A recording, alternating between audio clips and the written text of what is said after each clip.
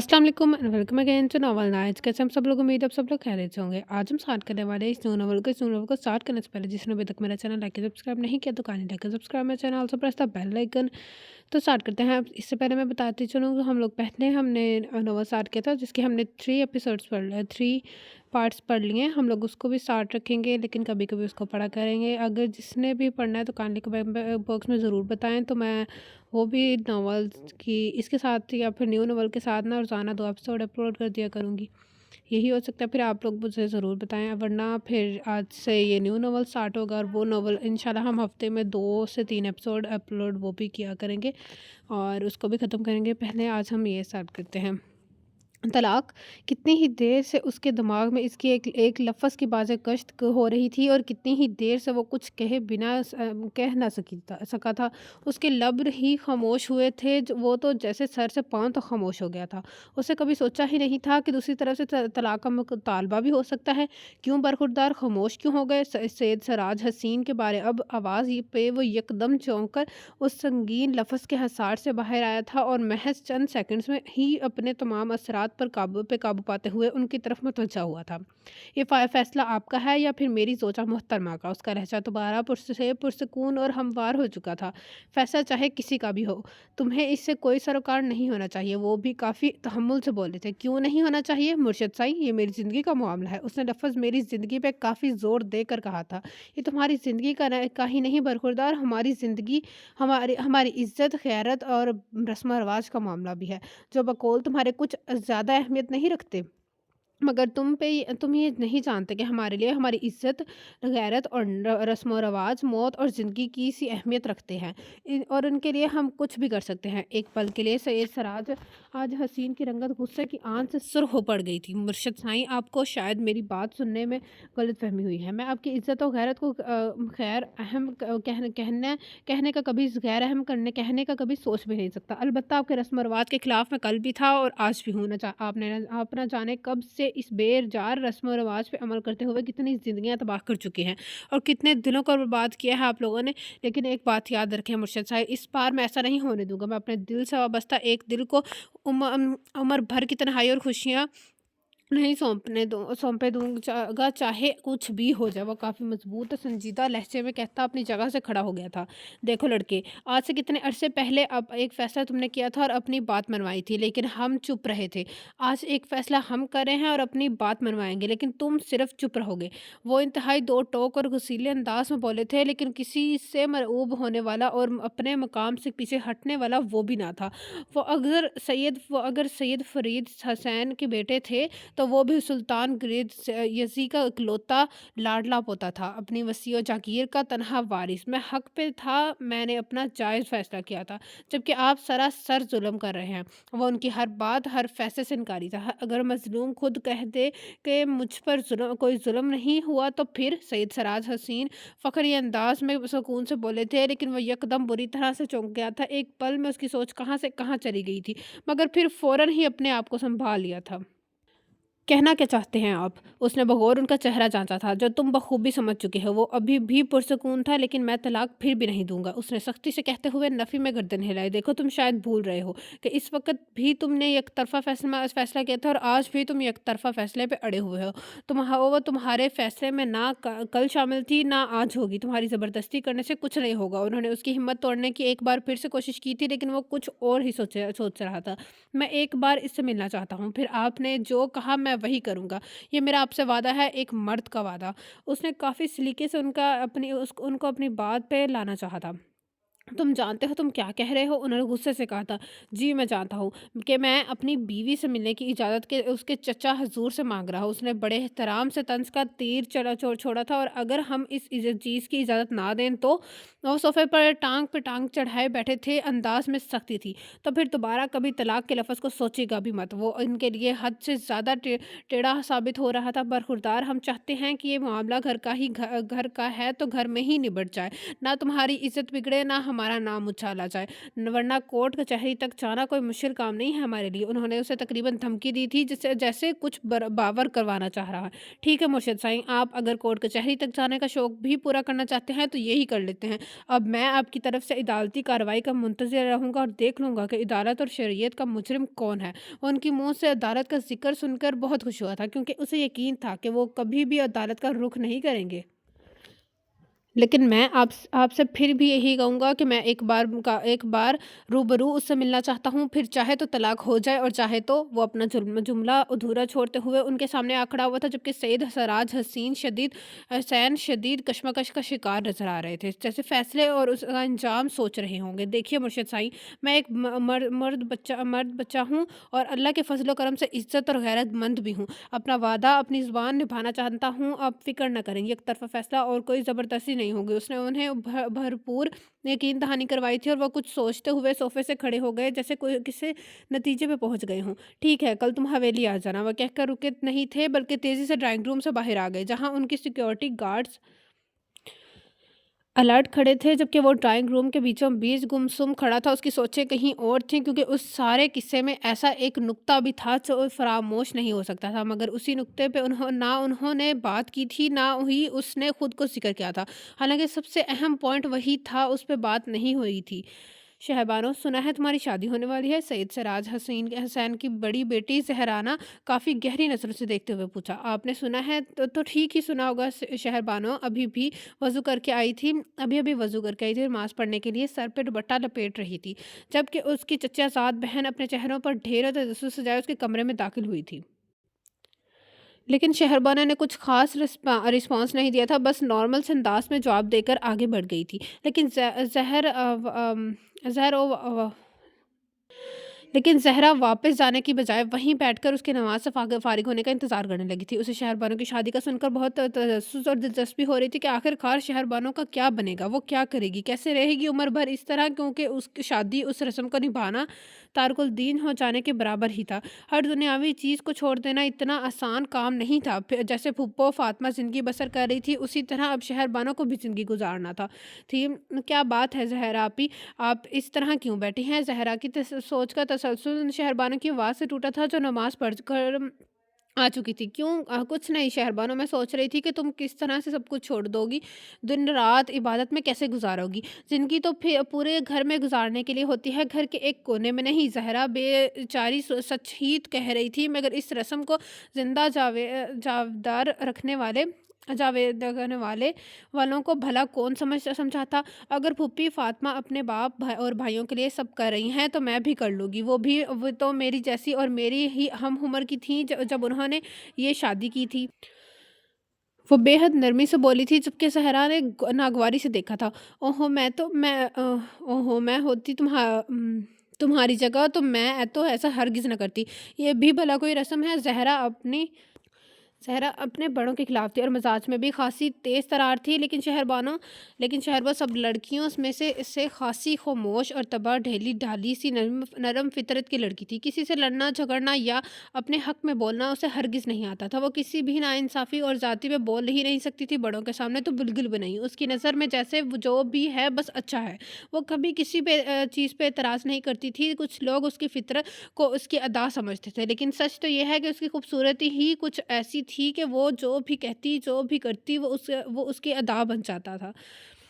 शहरबानो, इनकार कर दो इस किस्म की शादी है से। सिर्फ कलमे ही तो पढ़ने हैं और फिर उम्र भर के लिए एक कोठरी में बैठ जाना है। नहीं ज़हरा आपी, मैं ऐसा सोच भी नहीं सकती। लेकिन यार मैं होती तो ज़रूर सोच सकती थी। मैं होती तो ज़रूर सोच सकती थी। मुझ में और आप में बहुत फ़र्क है। मैं सैयद मेराज हुसैन की सबसे छोटी साहबज़ादी सैयद बाशहर बानो, जिसके माथे पे सदक़े की लकीर, और आप सैयद सराज हुसैन की सबसे बड़ी साहबज़ादी सैयद ज़हरा बतूल है, जिसके माथे पे शादी की लकीर, और यही लकीर हमें एक दूसरे की से मुख्तलिफ बनाती है। वो काफ़ी सादगी से बोली थी, लेकिन शहरबानो, ज़हरा ने कुछ कहना चाहा था। नहीं ज़हरा आपी, ऐसा कुछ नहीं हो सकता। मैं जानती हूँ आप मेरे लिए अच्छा सोच रही हैं, लेकिन ऐसा साथ में ये भी तो है है कि मैं अपने बाप और भाइयों के लिए अच्छा सोच रही हूँ। मेरी ऐसी ज़िंदगी भला किस काम की जो मेरे अपनों के काम ना आए, तो मैं खुशकिस्मत हूँ जिसे उन्होंने सदका बनने का एजाज़ दिया है। शहरबानो ने नरम मुलायम लहजे में कहते हुए ज़हरा को समझाने की कोशिश की थी, लेकिन वो समझने वाली कहीं नहीं थी। इसे अल्लाह ने उसकी मदद के लिए मरियम को भेज दिया था। क्या हो रहा है भाई? दोनों कज़न्स बड़ी संजीदा मूड में लग रही हैं। मरियम ने मुस्कुराते हुए आकर शहरबानो को कोहनी मारी थी। कुछ नहीं, बस ऐसे ही बातें कर रहे हैं। उसने बात को टाल दिया और वो हर एक के सामने उस शादी के ज़िक्र को छेड़कर उनके सवालों का निशाना नहीं बन सकती थी, बल्कि वो तो हर मुमकिन तौर पर इस ज़िक्र से बचने की कोशिश करती थी। लगता है इस हवेली में अल्लाह ने एक यही सआदतमंद रूह भेजी है जो सब चाहते हैं वही करती है। सहरा ने शहरबानो को देखकर तंजिया कहा और उठ खड़ी हुई थी। शहरबानो चुप खड़ी थी। ओहो पागल, वो सर झटक कर चली गई थी। वो ईशा की नमाज पढ़कर फारिग हुआ ही था कि बड़ी अम्मा का पैगाम रसा आ गया। साहब जी, बड़ी अम्मा ने आपको अपने कमरे में बुलाया है। मुलाजमा ने मुअद्दब से लहजे में पैगाम दिया था, बल्कि लेकिन उसे उस पैगाम से काफ़ी हैरानी हुई थी। भला इस वक़्त आधी रात को ऐसा कौन-सा ज़रूरी काम आन पड़ता है कि उन्होंने उसे अपने कमरे में फ़ौरी तलब किया था। ठीक है, मैं अभी आता हूँ। उसने अपनी हैरत को कंट्रोल करते हुए मुलाज़िमा को जाने का इशारा किया और फिर जाए-नमाज़ समेटकर बेड से अपनी गर्म चादर उठाकर के कंधों पर डालते हुए खुद भी बाहर निकल आया था। फिर बाहर पूरी हवेली में गहरा सन्नाटा छाया हुआ था। राहदरी और हाल कमरे के तमाम फानूस बुझे हुए थे, अलबत्ता नाइट बल्ब हर दीवार पर रोशन थे, जब जिनकी मध्यम रोशनी में वो मजबूत कदम उठाता सीढ़ियाँ उतर आया था। बड़ी अम्मा के कमरे के अध खुले दरवाजे से ट्यूब लाइट की रोशनी एक लकीर किसी सूरत बाहर तक आ रही थी। क्या मैं अंदर आ सकता हूँ? उसने दस्तक देकर इजाज़त चाही थी।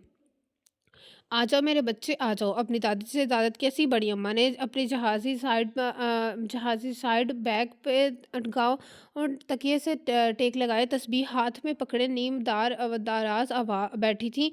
उसकी आवाज़ सुनकर अपनी कोहनी का सहारा लेते हुए उठ बैठी थी। अस्सलाम वालेकुम बड़ी अम्मा, आप ठीक तो है ना? उसने अंदर दाखिल होते ही तशवीश का इज़हार किया। हाँ पुत्र, मैं बिल्कुल ठीक हूँ। तुम? हाँ पुत्र, मैं बिल्कुल ठीक हूँ, तुम यहाँ बैठो मेरे पास। उन्होंने कंबल हटाकर उसे बैठने के लिए जगह बनाई थी। वो सादतमंदी से उनके करीब ही बैठ गया था, मगर चौंका वो, चूँकि वो उस वक़्त जब उसकी नज़र दाएँ दीवार से लगे सोफ़े की सिमत उठी थी, जहाँ उस वक़्त उसके अब्बा साईं और अम्मा साईं विराजमान थे और काफ़ी मुतफ़क्किर नज़र आ रहे थे। खैरियत तो है बड़ी अम्मा? आप लोग इस तरह क्यों बैठे हुए हैं? कोई परेशानी है क्या? उसने गर्दन मोड़कर बड़ी अम्मा को देखा। हाँ पुत्र, सब खैर है, तुम परेशान ना हो। ये बताओ क्या कर रहे थे? कहीं नींद से तो नहीं जगा दिया रज़िया ने? बड़ी अम्मा ने प्यार से उसके कंधे पर हाथ फेरते हुए पूछा था। नहीं, मैं अभी नमाज पढ़ रहा था। इस वक्त नमाज बाजमात क्यों नहीं पढ़ी? बड़ी अम्मा ने इस्तफसार किया था। शहर से वापस गाँव आते हुए 10 बज गए थे। रास्ते में पता ही नहीं चला, इसलिए मस्जिद नहीं जा सका। उसने वज़ाहत दी तो उन्होंने इस बात में सर हिला दिया। खाना खा लिया तुमने? पता नहीं क्यों वो उससे छोटे-छोटे सवाल कर रही थी, जैसे कुछ कहने से पहले तुम ही तो बाँध रही हो। जी, नमाज़ पढ़ने के से पहले खाना ही खाया था। अब उसे अंदर ही अंदर उलझन सी होने लगी थी कि क्या मसला है जो वो लोग रात के इस पहर हल करने के लिए बैठे हुए हैं।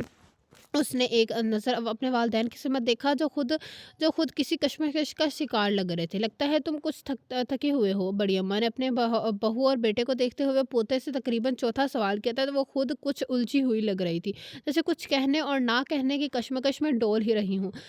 नहीं बड़ी अम्मा, ऐसी कोई बात नहीं है। थकन भला कैसी, आप बताएं? आपने शायद मुझे किसी काम से बुलाया था। अब आखिर उसने खुद ही पूछ लिया था, क्योंकि वो तो टाल मटोल ही करता नजर आ रही थी। उसे बुलाकर कुछ बताने का इरादा बदल गया था।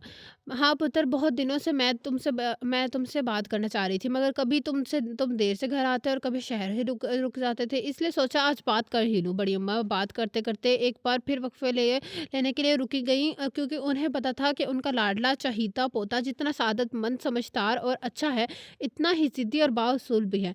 गलत बात तो बर्दाश्त ही नहीं होती थी, ना ही किसी की हक तलफी होते देख सकता था। चाहे वो हक तलफ़ी उसके अपने घर के उसके मुलाज़मों के साथ ही हो रही हो, वो उनके हक में भी बोल उठता था। जी कहिए बड़ी अम्मा, मैं सुन रहा हूँ। वो उनके सामने सर झुकाए बैठा था। देखो बेटा, मैंने तुम्हारे पैदा होने से पहले एक मन्नत मानी थी, अब उस मन्नत को पूरा करने का वक़्त आ गया है। लेकिन ये मन्नत तब तक पूरी नहीं हो सकती जब तक तुम मेरा साथ ना दो। इसलिए मैं चाह रही हूँ कि पहले तुमको बता दूँ और तुमसे पूछ लूँ। उन्होंने कुछ سے انداز میں کہا تھا اور وہ اپنی سی بات سے حیران ہوا تھا۔ ارے بڑی اماں، آپ کی منت میں کیا کہوں گا، آپ پوری کر دیں اپنی منت۔ وہ بہت ریلیکس انداز میں بولا تھا، نہیں بیٹا میری منت میں پوری نہیں کر سکتی، میری منت نے تو تم نے ہی پوری کرنی ہے۔ وہ آہستگی سے بول رہی تھی، ان کے چہرے پر چھائی پریشانی اور عاجزی نے اسے ٹھٹکا دیا تھا۔ اب اسے احساس ہوا کہ کوئی گمبھیر مسئلہ ہے اور یہ لوگ مجھ سے کہیں کہہ نہیں پا رہے۔ ابا سائیں آپ بتائیں کیا مسئلہ ہے؟ کیسی منت پوری کروانی ہے بڑی اماں نے؟ اس نے اپنے والد محترم زمان گردیزی کو استفہامیہ نظروں سے دیکھتے ہوئے پوچھا تھا، اور زمان گردیزی اپنے والدہ محترمہ کو دیکھتے ہوئے اپنی جگہ سے اٹھ کھڑے ہوئے تھے۔ ہارون بیٹا، میں تمہیں ساری بات تفصیل سے بتاتا ہوں، لیکن تمہارا کام ہے اسے غور سے سننا، گہرائی سے سمجھنا، کیونکہ اگر تم گہرائی میں جا کر نہیں سوچو گے تو پھر تم اپنی دادی، اپنی ماں اور اپنے خاندان کے احساسات نہیں سمجھ سکو گے جو تمہارے پیدا ہونے سے پہلے تھے۔ انہوں نے کمرے میں ٹہلتے ہوئے بات شروع کرنے سے پہلے ذرا اسی تمہید باندھی۔ جی میں سن بھی رہا ہوں اور سمجھ بھی رہا ہوں، آپ بات شروع کریں، اس نے انہیں تسلی دی تھی۔ تمہارے دادا جان سلطان گردیزی کے صرف دو بیٹے اور ایک بیٹی تھی، رحمان گردیزی اور زمان گردیزی، اور رابعہ گردیزی تمہارے دادا جان سلطان گردیزی کی جاگیرداری اور سیاست کے میدان میں اپنی ایک ساکھ تھی، اور ان کا اپنے گاؤں میں ہی نہیں بلکہ آس پاس کے علاقے میں بھی اچھا خاصا دبدبہ اور ایک نام تھا۔ وہ بہت اصول، انصاف پسند اور نرم دل انسان تھے، اپنی زندگی اور جاگیرداری سے بہت خوش اور مطمئن تھے۔ انہوں نے جدی پشتی حکمرانی کی بنا پر کبھی کوئی محرومی یا کمی نہیں دیکھی تھی، یہی چیز ان کو مطمئن رکھتی تھی۔ لیکن ان کا اطمینان اور خوشی اس وقت رخصت ہو گئے تھے جب انہوں نے اپنے دونوں بیٹوں کی شادیاں کی تھیں، لیکن شادیوں کے 7 سال بعد بھی انہیں اپنی حویلی میں کسی بچے کی آواز سنائی نہیں دی تھی۔ دونوں بیٹے اولاد کے لیے ترس رہے تھے، رحمان گردیزی کے ہاں تو 7 سال سے کوئی بچہ ہوا ہی نہ تھا، جبکہ زمان گردیزی کے ہاں 2 بچے پیدا ہوئے تھے، لیکن وہ 4-5 دن سے زیادہ زندہ نہیں رہ پائے تھے، اور بچوں کی پیدائش کے 4-5 دن بعد کا یہ صدمہ پوری حویلی کو توڑ کے رکھ دیتا تھا۔ سلطان گردیزی اور بڑی اماں دادی کے دلوں میں پوتے اور پوتی کی خواہش کسی روگ کی طرح چمٹی ہوئی تھی جو ان کو اندر ہی اندر ترس آ رہا تھا۔ لاشعوری طور پر حویلی کے ہر فرد کو بچے کی خواہش نے گھیر رکھا تھا۔ رحمان گردیزی اور ان کی بیوی بھی بچے کی آواز کو ترس رہے تھے۔ سلطان گردیزی اور بڑی اماں کو بھی اب ایک وارث کی شدید خواہش تھی، ارمان تھا، اور زمان گردیزی بھی اپنے ہونے والے بچوں کے لیے زندگی کی دعا مانگتے تھے، اور یہ دعاؤں کا ہی اثر تھا کہ اللہ نے ایک بار پھر امید کے کرن دکھا دی، اور سبھی اپنی جگہ منتیں اور مرادیں مانگنے لگے تھے کہ اللہ تو ہمارے ہونے والے بچے کو زندگی دے اور ہماری دعائیں قبول فرمائے۔ سلطان گردیزی نے اپنی چھوٹی بہو کی پریگننسی کی خبر سنتے ہی صدقہ اور خیرات دینا شروع کر دی تھی۔ کئی پیروں فقیروں کے پاس گئے تھے، کئی دیگیں چڑھائی تھی اور کتنے ہی نوافل پڑھ ڈالے تھے۔ اس طرح بڑی اماں بھی کبھی کسی ملنگ سے دعا کروانے چلی جاتی تھی، کبھی کسی مزار پر دھاگے سے گروہ باندھ آتی تھی، اور یہی سب کرتے کرتے ایک روز وہ اپنی مرشد سائیں پیر فرید حسین کے پاس آ پہنچی تھی۔ وہ اپنے باپ دادا کی سجادہ نشین تھے اور مزار کے ساتھ بنے حجرے میں تشریف فرما ہوتے تھے، جہاں وہ اپنے مریدوں کے دکھ پریشانی اور مسائل سے سنتے تھے اور ان کا حل بتاتے تھے، ان کے لیے دعا کرتے تھے اور ضرورت پڑنے پر تعویذ وغیرہ بھی لکھ دیتے تھے۔ بڑی اماں اتنے لوگوں کے رش میں اپنی باری کا انتظار کرتی رہیں، اور جب باری آئی تب شام ہو چکی تھی۔ بڑی اماں نے کچھ کہنے کے لیے اپنی مشکل، اپنا دکھ بتانے کے لب کھولے ہی تھے کہ انہوں نے ہاتھ اٹھا کر روک دیا تھا۔ بی بی، تمہیں ایک وارث چاہیے جو تمہاری نسل کو آگے بڑھا سکے اور تمہاری خاندان کا نام سلامت رکھے۔ انہوں نے بڑی اماں کے دل کی بات کہہ ڈالی تھی، اور بڑی اماں کا عقیدہ پل میں پختہ ہو گیا تھا، اور ان کے سامنے شدت سے رو پڑی تھی۔ مرشد سائیں، میری جھولی بھر دو، میری مراد اللہ سے پوری کروا دو۔ میں آپ کی نوکر، آپ کی غلام بن جاؤں گی، آپ جو کہیں گے وہی کروں گی، آپ جو کہیں گے وہی چڑھا دوں گی۔ پیر فرید حسین کی نظریں جھکی ہوئی تھیں، لیکن اس کے باوجود وہ مسکرائے تھے۔ ان کے پرشفقت نورانی چہرے پہ عجیب سا تاثر تھا، کیونکہ انہیں پتہ تھا کہ کبھی کبھی چڑھاوا دینا اور منتیں مرادیں پوری کرنا کتنا مشکل ہو جاتا ہے۔ نیک بی بی، سوچ کر لو ایک بار۔ انہوں نے بڑی اماں کو سوچنے کی مہلت دی، مگر وہ مہلت لینے پر راضی نہیں تھی۔ آپ جو بھی کہہ دیں گے میرے لیے وہ پتھر پہ لکیر ہوگا، آپ سے منکر نہیں ہو سکتی۔ बड़ी अम्मा ने फैसला कर लिया था। नेक बीबी, हमारे ख़ानदान में सदियों से ये रस्म चली आ रही है कि हर नस्ल में सबसे बड़ा बेटा सजादा नशीन होता है और उसका सजादा नशीन की बेटी को सदका किया जाता है। उसके बाप और भाइयों का सदका यानी उसका निकाह करने करके एक दिन के लिए दुल्हन बनाकर रुखसत किया जाता है और फिर शादी के दूसरे रोज़ ही उसे वापस घर ले आते हैं, हमेशा हमेशा के लिए। फिर वो बेटी तमाम उम्र इबादत में गुजार देती है, दुनियावी कामों से दूर हट जाती है और अदीमी कामों को अपना लेती है। उसके शौहर, उसके बाप, दादा, बहन, भाई, उसका और का उस पे कोई हक और इख्तियार नहीं रहता। वो बस अल्लाह की राह पे लग जाती है, क्योंकि वो सदका कर दी जाती है। हमारी लड़ी में हमारी बेटी सदके की गई थी, जो आज तक इबादत में वक़्त गुजार रही है, और अब हमारी बेटों में से महराज हसीन की बेटी सदके की जाएगी, जिसका निकाह तुम्हारे ख़ानदान में होगा। निकाह के दूसरे रोज़ ही हमारी बेटी हमारे घर आ जाएगी। उन्होंने तफ़सील से बताया था।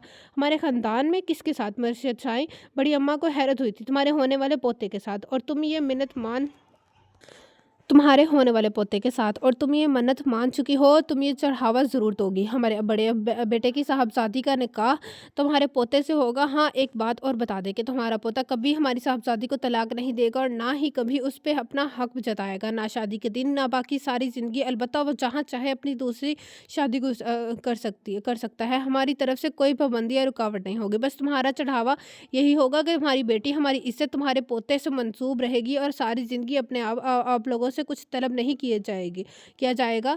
वो बड़ी अम्मा को और उस रस्म को हर ऊँच नीच से ही गाह कर रहे थे। बड़ी अम्मा जो मुतफक्कर सी लग रही थी, उनकी बातों से कुछ पुरसकून सी हो गई थी। लेकिन मुर्शिद साहब, ये रस्म, ये मन्नत कब पूरी करनी होगी? वो आहिस्ती से बोली, जब हमारे बच्चे जवान हो जाएंगे। अभी तो ना तुम्हारा पोता पैदा हुआ है, ना हमारे बेटे की साहबजादी, लेकिन इस रस्म में ये रिश्ता पैदा होने से पहले ही तय किया जाता है, जो आज हमने कर दिया है। बस दुआए खैर करनी है। उन्होंने हाथ उठाकर दुआ की और बड़ी अम्मा वापस घर आ गई। और फिर इस मन्नत की बाद तुम पैदा हुए, और तुम्हारे पैदा होने के बाद लाला साईं रहमान गदरजी के यहाँ भी 2 बेटियां पैदा हुई थी। तुम जान सकते हो कि उसके बाद बड़ी अम्मा का या फिर अब हमारे ख़ानदान का मुर्शिद शाइन पे कितना पक्का अकीदा हो चुका था, और वो मन्नत पूरी करना भी हमारे लिए लाजम हो गया था। लेकिन उनके बेटे सैयद महराज हुसैन के 3 साहबजादे थे, इसलिए 8 साल तक ये रस्म डोल से सी रही थी। मगर जब तुम 8 साल के हुए तो उनके यहाँ साहबजादी की पैदाइश हुई और तुम्हारे लिए मानी जाने वाली मिन्नत पक्की हो गई थी। लिहाजा रस्म के मुताबिक सैयद महराज हुसैन और पीर फरीद हुसैन चाहते हैं कि शादी तब हो जब लड़की 20 साल की हो जाए। बेटा तुम्हें इसलिए बुलाया है कि तुम हमारी और अपनी बड़ी अम्मा की मजबूरी समझ सको, क्योंकि वो लोग चंद दिनों तक निकाह करना चाहते हैं, वो भी सिर्फ एक दिन के लिए। समान गर्देसी ने तफसील से सारी बात बताने के लिए बाद पलट कर हारून को देखा, तो उनकी तफसीली बात सुनने के बाद शिद्दत सा रह बैठा था। उसे समझ नहीं आ रहे थे वो क्या कहे उन सब से। हारून, हम तुमसे कुछ पूछ रहे हैं बेटा। उन्होंने दोबारा उसे मतवज्जा किया था। बड़ी अम्मा मुतफक्कर सी बैठी तस्बीह के दाने गिरा रही थी और दुआ मांग रही थी कि उनका पोता उनकी लाज रख ले। हारून, ज़मान गर्देज़ी ने करीब आकर उसके कंधे पे हाथ रखा था और एकदम उसे शौक से बाहर आया था। आई एम सॉरी अब्बा साईं, मैं आपकी ऐसी मन्नत नहीं पूरी कर सकता। मैं ये निकाह नहीं करूँगा। एक लड़की को अपनी इज़्ज़त, अपनी गैरत बनाने के बाद उसे आज़ाद नहीं छोड़ सकता। वो अपनी जगह से खड़ा हो गया था। उसका अंदाज़ दो टोक था, बेलचक और बेमुरवत। ये क्या कह रहे हो बेटा? मैं ठीक कह रहा हूँ, आप लोग उन्हें इनकार करते हैं। वो इस काम के लिए किसी और को ढूँढ लें, मेरी तरफ से इनकार है। वो कहते हुए कमरे से निकल गया। बड़ी अम्मा का बूढ़ा चेहरा परेशानी से पीला पड़ गया था। ज़ुबान गर्देसी और उनकी बीवी भी चुप रह गए। सुबह होते ही वो शहर के लिए रवाना हो गया था और ज़मान गर्देसी उससे दोबारा बात करने का सोचते रह गए। हारून से बात की आप लोगों ने? क्या कहता वो? सुबह नाश्ते की मेज़ पर लाला साईं ने पहला सवाल यही किया था। हाँ की थी, लेकिन वो मानने को तैयार नहीं है। वो बेटे की ज़िद को जानते थे, तभी आहिस्ती से बोले थे। अम्मा साई क्या कहती है? उन्होंने दूसरी पार्टी का पूछा। लहजा कुछ मुंतसिब था, यानी शायद उन्हें पहले से ही पता था कि हारून नहीं मानेगा। वो रात से बहुत परेशान है। आप अपने आप को बुरा भला कह रही हैं, अपने मरने की दुआएं कर रही हैं कि वो अपने मुर्शिद साईं को क्या मुंह दिखाएंगी। ज़मान गर्देसी यूँ बात कर रहे थे जैसे बड़ी अम्मा की वही मुजरिम हो। हमें तो हारून के बचपन से ही अंदाज़ा हो गया था कि वो ये शादी नहीं करेगा। औलाद के तौर तरीके और तेवर देखकर ही उसके मिजाज का पता चल जाता है। ज़मान गर्देसी, बेटा तो वो तुम्हारा है, लेकिन समझते उसे हम हैं। तुम फिक्र न करो, वो मान जाएगा, हम उसे समझाएंगे। उन्होंने इत्मीनान से चाय का कप उठाते हुए तसल्ली दी थी। مجھے بس اماں سائی کی طرف سے فکر نہ ہو رہی ہے کہ وہ کیا سوچ رہی ہوں گی۔ یہ منت بھی تو انہوں نے ہمارے لیے ہی مانگی تھی نا۔ ارے ٹھیک ہے بس تم پریشان نہ ہو، اماں سائیں کو بھی تسلی اور دو، اور مرشد سائیں سے کہہ دو ہم اس شادی کے لیے تیار ہیں، وہ دن بتا دیں تاکہ ہم دلہن کے لیے کچھ سامان خرید لیں۔ مگر لالا سائیں بس سامان گدے تھی، ہم نے کہہ دیا جو کہہ دیا، ہارون کو ہم سنبھال لیں گے۔ وہ کندھا تھپک کر وہاں سے چلے گئے اور انہوں نے اپنے مساروں کے ساتھ آج زمینوں پہ جانا تھا جہاں منشی چاول کی فصل بونے کا کام کر رہے تھے۔ زمان گدیسی لالا سائیں کو دیکھتے رہ گئے، اور یہ سچ تھا کہ دونوں تایا بھتیجے میں کافی انڈرسٹینڈنگ تھی، دونوں کے خیالات ملتے تھے اور دونوں کی گپ شپ ہمیشہ دوستوں کی طرح ہوتی تھی۔ کیا ہم اندر آ سکتے ہیں؟ رحمان گدیسی نے اس کے آفس روم کے دروازے پر دستک دے کر اجازت طلب کی تھی، اور ہارون گدیسی اس وقت ایک بہت اہم فائل پہ کافی مصروف انداز میں کام کر رہے تھے۔ ان کی آواز سن کر یکدم احترام سے اٹھ کھڑے ہوئے تھے۔ چچا سائیں اندر آئیں، آپ وہاں کیوں کھڑے ہیں؟ پلیز مجھے شرمندہ نہ کریں۔ وہ اپنی فائل چھوڑ کر سیٹ سے اٹھایا تھا، قریب آ کر رحمان گدیسی کو آگے بڑھنے کا کہا۔ رشتے اور عمر کے لحاظ سے وہ اس کے تایا ابا تھے، لیکن وہ ہمیشہ ان کا چچا سائیں کہہ کر بلاتا تھا۔ بیٹھیے چچا سائیں، آپ آج مجھ سے ملنے کا خیال کیسے آیا؟ وہ صوفے کی سمت اشارہ کرتے ہوئے کافی دلچسپی سے پوچھ رہا تھا۔ ہارون گدیسی: نہ تم معصوم بچے ہو نہ ہم، 1 ماہ سے گھر پہ تمہارا انتظار کر رہے ہیں، مگر تم روز آج اور کل پہ ٹالے جا رہے تو ہم نے آخر آنا ہی تھا، کیونکہ تم سے کام نہیں ہمیں تھا، تمہیں تو نہیں۔ وہ ہارون جو پر چوٹ کرتے ہوئے بولے تھے، وہ سچ مچ شرمندہ ہو کے رہ گیا تھا۔ آئی ایم سوری چچا سائیں، ایسی تو کوئی بات نہیں، وہ دراصل یہاں کام ہی کچھ اتنا زیادہ تھا کہ گاؤں جانے کا ٹائم ہی نہیں ملا۔ انشاءاللہ 4-5 روز تک چکر لگاؤں گا، اس نے وضاحت پیش کی تھی۔ اب تمہیں چکر لگانے کی کیا ضرورت ہے؟ اب ہم جو یہاں آ گئے ہیں وہ دلچسپی سے بولے تھے۔ یہ بھی ٹھیک کہہ رہے ہیں آپ، اور سنائیں بڑی اماں اور باقی سب کیسے ہیں؟ رابعہ پھپھو سے ملاقات ہوئی آپ کی؟ اس نے سب کی خیریت پوچھی، اور حالانکہ روز حویلی فون کر کے گاؤں کی خیر خبر لیتا رہتا تھا۔ سب سے ملاقات ہو جائے گی، پہلے تم سے تو ہو جائے۔ اور بڑی اماں کو تو تمہیں پتہ ہے انہیں آج کل کیا روگ لگا ہوا ہے۔ رحمان گدیسی کی یہ بہت اچھی عادت تھی کہ وہ بڑی سے بڑی بات بھی بہت ریلیکس انداز میں کہہ جاتے تھے، اور بہت ہی نرمی سے بات میں نوا بھی لیتے تھے، اور انہیں اپنا یہ اکلوتا بھتیجا اپنے بیٹے کی طرح عزیز تھا، اور اسے ایک باپ کی طرح ہی چاہتے تھے۔ ہارون بڑی اماں کے متعلق سن کر چپ سا ہو گیا تھا، کیونکہ وہ ان کے لیے کچھ نہیں کر سکتا تھا۔ ان کی منت بہت کڑی منت تھی۔ کیا سوچ رہے ہو تم؟ کچھ نہیں چچا سائیں، کچھ تو سوچا ہے تم نے؟ ہاں، مگر جو میں نے سوچا ہے وہ میں بیان نہیں کر سکتا، اس سے اعتراف کیا۔ تم پیر فرید حسین کی اس رسم کی تاریخ ایک پہلو پہ غور کر رہے ہو، اسے روشن کرنے کا سوچ رہے ہو تو بیان کیوں نہیں کر سکتے؟ رحمان گدیسی کی بات پر ہارون کی یکدم کرنٹ کھا کے ان کی سمت دیکھا تھا، ان کا چہرہ وہی کچھ بیان کر رہا تھا جو ہارون دل میں سوچ رہا تھا۔ چچا سائیں، آپ بھی وہی سوچتے ہیں جو میں؟ وہ بے یقینی سا ہونے لگا تھا۔ تم باقی سب چھوڑو، یہ بتاؤ کہ اب بڑی اماں کی منت پوری کرو گے یا نہیں؟ ہم آج اسی لیے آئے ہیں، آج تمہیں فیصلہ کرنا ہوگا۔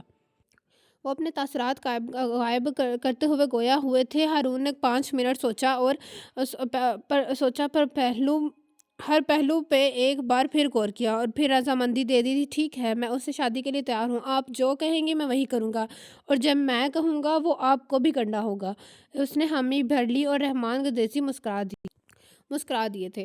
آج شہربانوں کی مہندی اور تیل کی رسم تھی۔ وہ لوگ یہ ایک دن کی شادی بھی تمام رسموں اور پورے اہتمام کے ساتھ کرتے تھے۔ اپنے طور پر وہ بیٹی کا ہر حق ادا کرتے تھے، بالکل اسی طرح جس طرح قربانی کے جانور کا حق ادا کیا جاتا ہے۔ پھر قربانی کے دن دھوم دھام سے اسے ذبح کر کے قربان کر دیا جاتا ہے۔ آج اس قربانی کے لیے شہربانوں کو تیار کیا جا رہا تھا، بس فرق یہ تھا کہ جانوروں کی قربانی ہوتی ہے وہ بھی اللہ کی راہ میں اور اللہ کے رضا پہ ہوتی ہے، جبکہ انسانوں کی قربانی تھی وہ بھی صرف بیٹیوں کی، جو باپ اور بھائیوں کے لیے قربانی ہو جاتی تھی۔ ہر نسل میں ایک بیٹی اس رسم کی بھینٹ چڑھا دی جاتی تھی، اور اب باری شہربانوں کی تھی، جو 3 بھائیوں سے چھوٹی اور اکلوتی بہن تھی، لیکن پھر بھی اس کی ماں اسے اس رسم سے نہیں بچا سکتی تھی، کیونکہ صدیوں سے اور کئی نسلوں سے چلی آنے والی یہ رسم تو آخر نبھانا ہی تھی۔ حالانکہ ان کا اپنی نازک پھولوں سے بیٹی کے لیے بہت دل تڑپتا تھا کہ وہ جیتے جی دنیا سے کٹ کے رہ جائے گی، یہی سوچیں اور یہی دکھ آج کل ان کو نڈھال کیے رکھتا تھا۔ وہ بہت چپ سی رہتی تھی۔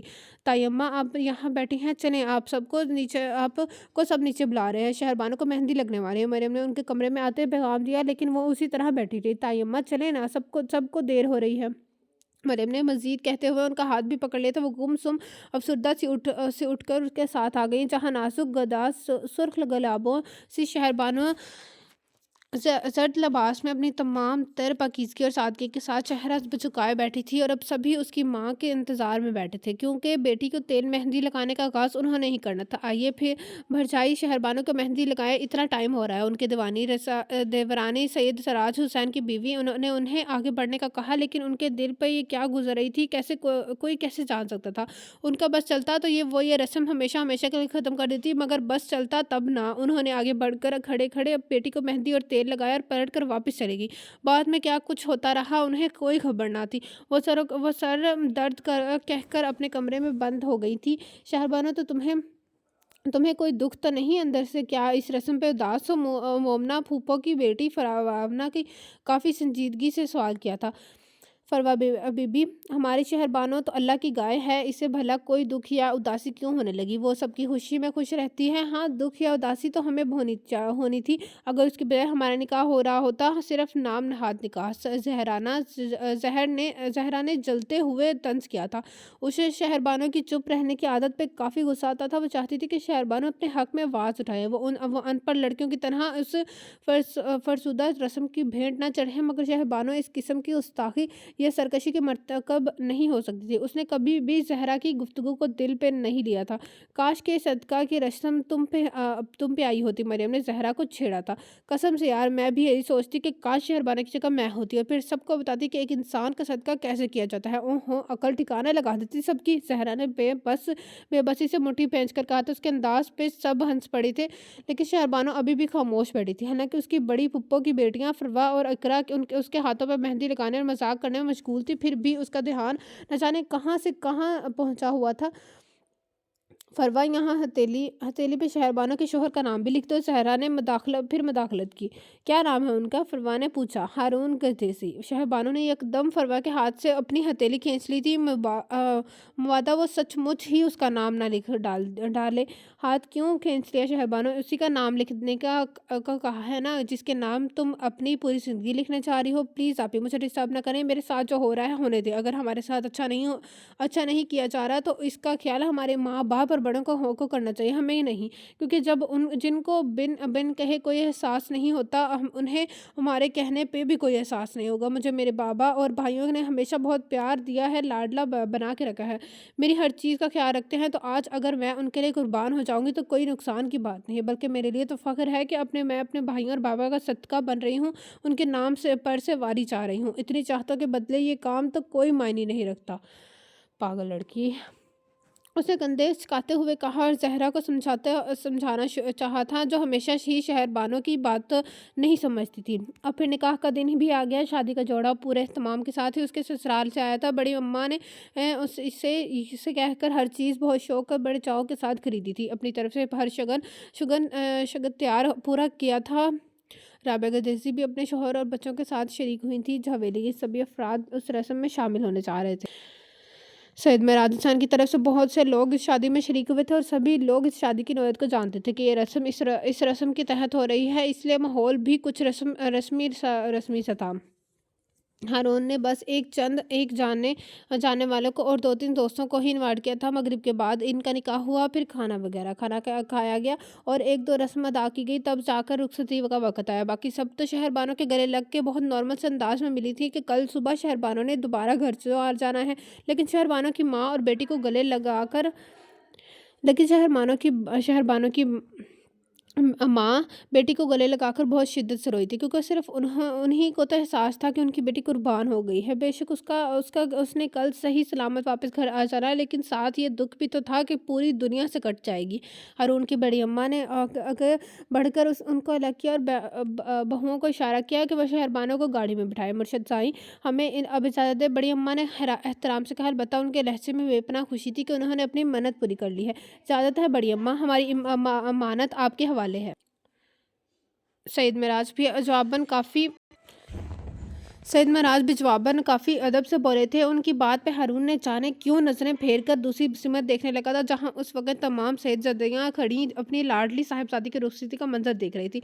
ज़हरा, मरियम, फ़रदा और सकीना वग़ैरह ने हारून गद्देसी को देखते ही उसकी शानदार पर्सनैलिटी को खूब सराहा था। ब्लैक थ्री पीस सूट में मलबूस अपने चचा साईं के हमरा खड़ा उस वक़्त न जाने क्या बात कर रहा था, वो सभी उसे देखती रह गई। यहाँ तक कि अम्मा जी, माँ जी ने भी अपने दमाद को दिल ही दिल में बेहद सराहा था, मगर क्या फ़ायदा इस सब का। थोड़ी देर बाद ही वो अपनी ब्लैक मर्सिडीज़ में बैठा और दुल्हन के साथ रवाना हो गया था। हारून, ये क्या, कहाँ जा रहे हो तुम? वो अपनी कोट के बटन खोलकर उसे बाजू पे डालता सीढ़ियाँ चढ़ रहा था, जब ज़ीनी आपा के वास ने अचानक उसके कदम रोक दिए थे। उसने सीढ़ियों पे खड़े खड़े गर्दन मोड़कर ड्राइंग रूम के वस्त में खड़ी है ज़ीना आपा को ताज्जुब भरी नज़रों से देखा था। अपने बेडरूम में? और कहाँ? उसने काफ़ी लापरवाही से जवाब दिया था। क्या बेडरूम?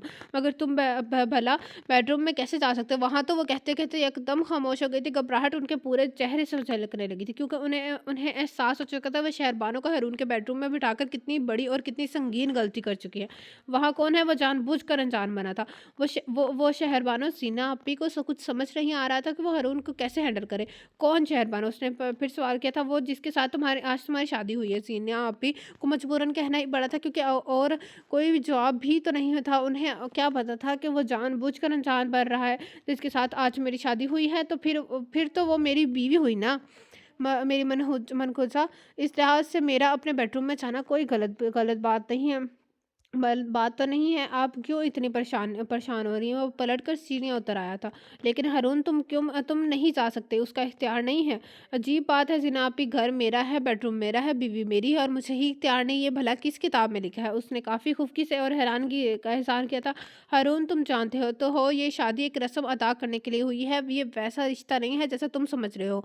तुम्हारे शहरबानों पे कोई हक नहीं है, और वो अपने बाप दादा की रस्म के मुताबिक सदके की गई है। सजीना आपा के लिए बहुत मुश्किल हो रहा था हारून को समझाना, क्योंकि वो उनकी हर बात को जवाब और में नक्स निकाल रहा था और अपनी दलीलें दे रहा था। एक इंसान की कुर्बानी, एक इंसानी सदके तो अल्लाह ताला ने भी नहीं लिया, जो बड़ी अम्मा के मुर्शिद साईं ले रहे हैं। अगर ऐसा मुमकिन होता तो सबसे पहले इंसान की कुर्बानी की सूरत में हज़रत इस्माईल अलैहिस्सलाम कुर्बान होते, और फिर हर साल हर इंसान को अपने प्यारे अल्लाह की राह में कुर्बान करना पड़ता।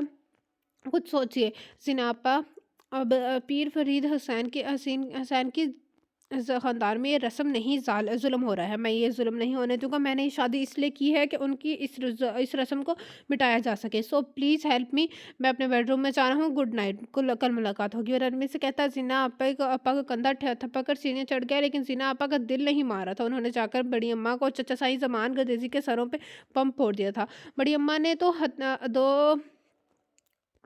दोहतर से अपना सीना पीट लिया था, जबकि ज़मान गर्देसी और उनकी बीवी अपनी-अपनी जगह पर साक़त हो गए थे कि अब क्या होगा। अलबत्ता रहमान गर्देसी ने ज़रा कम ही नोटिस लिया था। हारून गर्देसी की शतायाज़ाद बहन सिनापी उसे तकरीबन 1 घंटा पहले उसे बेडरूम में छोड़कर गई थी, लेकिन उसे नहीं पता था कि वो ये बेडरूम किसका है, इसलिए उस बेडरूम को थोड़ी देर के लिए अपनी आरामगाह समझकर दिन भर की अकड़ी हुई कमर का रिलैक्स करने की गर्ज से ज़रा सी नीमतराज हो गई थी और ज़िनापी का इंतज़ार करने लगी, जो उसे थोड़ी देर बाद आने को कह कर गई थी। लेकिन फिर आधा घंटा गुजरने के बाद भी उन्हें नहीं आई थी। अब शहरबानों को अपने पाँव संघार से गोफत से होने तभी वो ज़ीना आपी का इंतज़ार करते-करते बेड से उठ कर खड़ी हुई थी। अभी वो आगे बढ़ने ही वाली थी कि उसके बैड नज़र साइड टेबल पर रखी तस्वीर की सिमत उठ गई थी। उसने हारून गद्देसी को ठीक तरह से नहीं देखा था, मगर उस के दौरान एक सरसरी नज़र उस पर पड़ी थी, इसलिए पहचानने में देर ही न लगी थी कि ये तस्वीर हारून गद्देसी की है। और बेसाख्ता ही वो उस खूबसूरत फ्रेम में सजी हारून गद्देसी की मुतासिर कुन पर्सनैलिटी को देख के गई। साथ ये भी एहसास हो गया कि ये कमरा हारून गद्देसी का ही है। वो शहरबानों को रुखसत करा के हवेली ले जाने के बजाय अपने शहर वाले घर में ले आया था। अलबत्ता हवेली जाने के लिए उसके क्या इरादे थे, अभी कुछ पता नहीं था। शहरबानों ने खड़े-खड़े पूरे कमरे का जायज़ा ले डाला। उस दौरान वो चलती हुई कमरे के बीचों बीच आ खड़ी हुई कि अचानक ही हल्की सी दस्तक के साथ दरवाजे भी खुल गया। आने वाले के कदमों की आहट उभरी थी। शहरबानो ने घबरा कर रुख मोड़ लिया था, क्योंकि वो जान चुकी थी कि अंदर आने वाला मर्द है औरत है। तकरीबन 3-4 सेकंड के वक्फे के बाद दरवाज़ा दोबारा बंद हो गया था। अस्सलाम वालेकुम। हारून ने अपना कोट बेड पर डालते हुए अपनी नई नवेली अजनबी दुल्हन को सलाम किया, जो उसकी सिमत पुश्त किए खड़ी थी। आप कौन? वो घबराई हुई बोली, जिससे आपकी सारी ज़िंदगी मंसूब हो चुकी है। वह सुकून से कहता, अपनी घड़ी उतार कर साइड टेबल पर रख दिया। मगर आप यहाँ क्यों आए हैं? वो बेशक शहरबानो बहुत नाजुक और खामोश तबीयत की थी, मगर ऐसी हरकत बर्दाश्त नहीं कर सकती थी। ज़रा तरशी सी बोली थी, अगर यही सवाल मैं आपसे करूं, उसने अपना वॉलेट और मोबाइल निकाल कर वो भी साइड टेबल पर रख दिया था, डाल दिया था। शहरबानो ने उसके सवाल पर ठिठक गई थी, लेकिन फिर फ़ौरन ही संभल गई। उसे अपना दिफा करना था।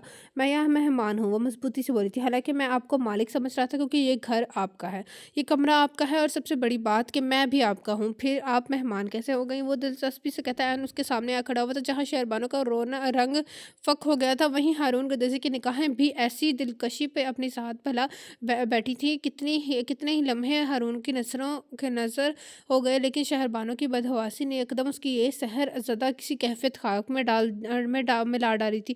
वो तेज़ी से पलट कर दरवाज़े की सिमत लपकी थी और उसी तेज़ी से हैंडल घुमाकर लॉक खोलने की नाकाम कोशिश की थी, लेकिन क्योंकि वो लॉक के साथ-साथ बोल्ट भी चढ़ा आया था। ये भागने दौड़ने से बेहतर है कि आप एक बार आराम से बैठकर मेरी बात सुन लें। हारून ने करीब आते हुए कहा था। शहरबानो डरी सहमी खड़ी थी, उसके करीब आने से थोड़ी और दूर हट गई। मैं आपकी कोई बात नहीं सुनना चाहती, आप यहाँ से चले जाएं, यहाँ मुझे जाने दी। शहरबानो ने बहुत सी हिम्मत मजतबा करके जवाब दिया था, वरना इसके हाथ पैर कांप रहे थे, पूरा जिस्म ठंडा पड़ चुका था, और वो पेशानी पे पसीना के कतरे नमदार होने लगे थे। दिल की धड़कनें इसी तरह धड़ रही थी जैसे कोई दरवाजे पर दस्तक दे रहा था, और ये दस्तक ज़रा फासले पे खड़े हारून दरगदेसी को भी बासानी महसूस हो रही थी। आप मेरी बात नहीं सुनना चाहती तो कोई बात नहीं, लेकिन यहाँ से चले जाने का सवाल ही पैदा नहीं है, क्योंकि हम दोनों ने अब यहाँ ही रहना है, आज भी, कल भी, और आइंदा सारी ज़िंदगी भी। और इसलिए मैं आपको एक दिन के लिए नहीं, अपनी पूरी ज़िंदगी के लिए अपने इस हमसफ़र के बना कर लाया हूँ। अब मैं अच्छा हूँ या बुरा हूँ, आप मुझे छोड़कर नहीं जा सकती, और आप अच्छी या बुरी भी, या बुरी मैं भी आपको छोड़कर नहीं जा सकता। बेशक मैं आपको जानता भी नहीं था, मैंने आपको नहीं देखा भी नहीं था, मैं ना ही आपको चाहा था, लेकिन मुझे उम्मीद है कि आपको जाने लगा, देखने लगा, तो फिर चाहने भी लगूंगा। बहुत जल्द मुझे आपने से मोहब्बत भी हो जाएगी, क्योंकि मोहब्बत के आसार तो मुझे अभी से नज़र आने लगे हैं। मेरे दिल मोहब्बत पे माइल सा लग रहा है।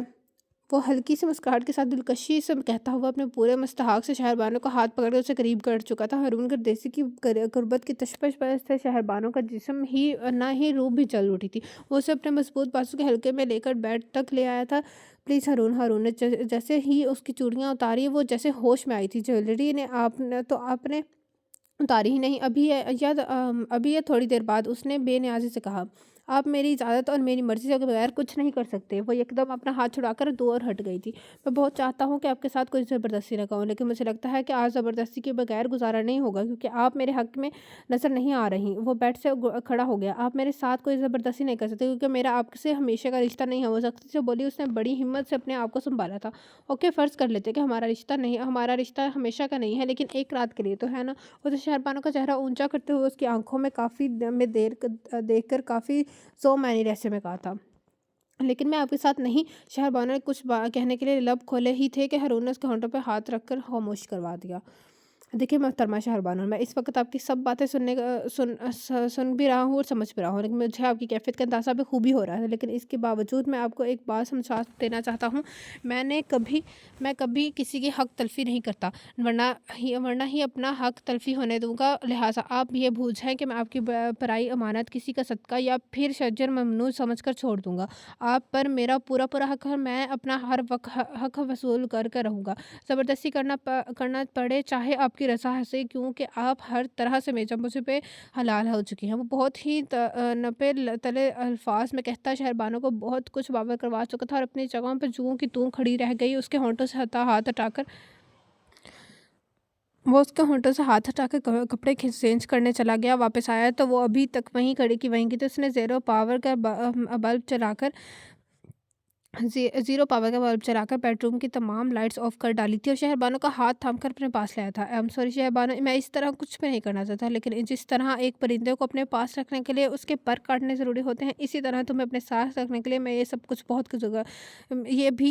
बहुत ज़रूरी है। मैं तुम्हें सरतापा अपनी ज़ात अपनी ज़िंदगी में शामिल करना चाहता हूँ, ताकि तुम्हारी वापसी के सारे रास्ते बंद हो जाए। हारून उसकी सारी ज्वेलरी उतार चुका था, और शहरबानो के आंसू बेख्तियार हो गए थे।